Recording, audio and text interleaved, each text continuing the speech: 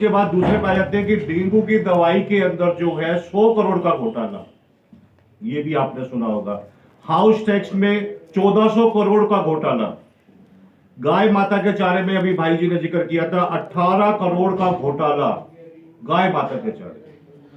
और कूड़ा सफाई की मशीनों में इसका भी अभी विश्लेषण किया गया होगा, इसके अंदर भी 180 करोड़ का घोटाला। ये आप सब लोग सर्च कर सकते हैं, जो मैं आपको बता रहा हूं प्रत्यक्ष ये सारी चीजें। इसके अलावा वो जो मकान हम लोग बनाते हैं, लिंटर बनाते हैं, सब लोगों के सामने ये सारी बातें आई हैं, उसमें भी घोटाला जी, ये सारी चीजें हुई है जी। एक पॉइंट में लेता हूं कि भी अभी जो चुनाव हुए थे, इसमें भाजपा ने अपने पुराने जो काउंसलर थे उनमें से किसी को टिकट नहीं दिया। आप बता सकते हैं क्यों नहीं दिया? जितने पुराने काउंसलर थे किसी को भी टिकट नहीं दिया गया, नहीं लिए गए। क्यों नहीं टिकट मिला? आप में से कोई इस चीज का जवाब दे सकता है? मैं बताता हूं आप। क्योंकि वो सारे के सारे बदनाम थे, भ्रष्ट थे, उन्होंने पैसा खाया था। उनको डर था कि अगर इनको टिकट मिला तो ये भाजपा हार जाएगी। सब दोषी थे वो। और दिया किनको? नए लोगों को। नए लोग कौन? जैसे क्रिकेटर हमारे गौतम गंभीर।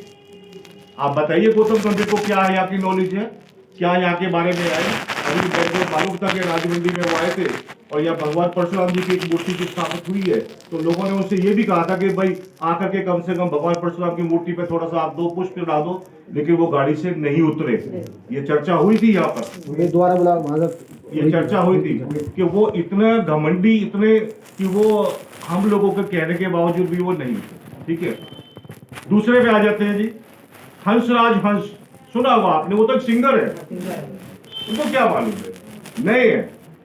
ऐसे काफी लिस्ट है जो मैं आपको गिनवा सकता हूं, लेकिन मैं संक्षेप में आपको बता रहा हूं कि इन लोग नए लोगों को लिया, ये नए लोग उनके भी बाप निकले। ये जो नए लोग थे ये उनके भी बाप निकले जी। और परिणाम क्या हुआ? घोटाले पे घोटाले चलते चले गए, चलते चले गए घोटाले की। अब आप ये देखिए, थोड़ा सा बैक में जाते हैं हम लोग। इन्होंने, हमारे मोदी साहब ने जी और जो उनके सारी टीम के लोग थे ने नोटबंदी करी। आप सबको याद है? भूले तो नहीं नोटबंदी? क्या हुआ जी नोटबंदी में? फायदा हुआ किसी को? यहाँ बैठे जितने लोग हैं आप मुझे बता दीजिए किसी को नोटबंदी से फायदा हुआ? नुकसान हुआ। जो भी जमा पूंजी थी सब खत्म हो गई। आपको ध्यान आया सब चीजें? देखिए, आप एक एक चीज पे गौर करने वाली बात है। नोटबंदी से हमारी सारी अर्थव्यवस्था चरमरा गई है और अभी तक की बता रहा हूं मैं आपको। चलिए इस पे ज्यादा विस्तार से बात नहीं करते हैं। सेकंड ऑप्शन पे आ जाइए। जीएसटी लगाई इसलिए कि ये कहा गया कि एक टैक्स हो जाएगा, सभी को फायदा मिलेगा, सभी को सुधार मिलेगा। आज क्या हालत हो गई? व्यापार का क्या हाल है? बर्बादी के कगार पर। सब लोग बिल्कुल आप इस वक्त नीचे आ रहे हैं। ठीक है जी। दूसरा पॉइंट देखिए, एक एक बात को समझना पड़ेगा आपको कि जो अब तक होता आया है, अब आप लोगों को अपना मन बदलना पड़ेगा। अपने साथ के जितने आपके लोग हैं उन सबको बताना पड़ेगा।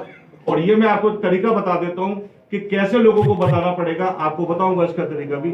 तीसरे पॉइंट पे आते हैं। हम सभी लोगों ने कन्वर्जन